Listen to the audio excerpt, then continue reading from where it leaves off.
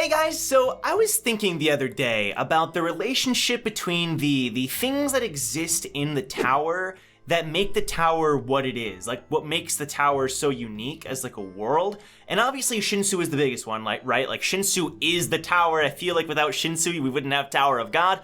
But we also have the administrators who rule the tests, they rule over the floors, you know, like they've taken a back seat since the Jihad Empire has kind of settled in, but they still hold a tremendous amount of influence.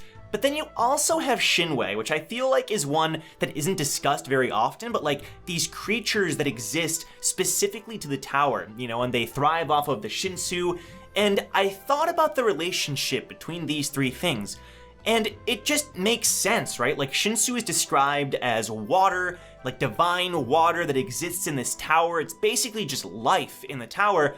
And then Shinhueh are these divine sea fish, even if they're not all fish, that live in the tower. And I just thought that was really cool. But then when you bring the administrators into it as well, I started to think, you know, when you look at them, the administrators are really just big Shinhueh. They're really just big divine sea creatures, you know? What if the administrators are just Shinhueh? That may seem obvious to some of us, but like SIU has never specifically made that connection.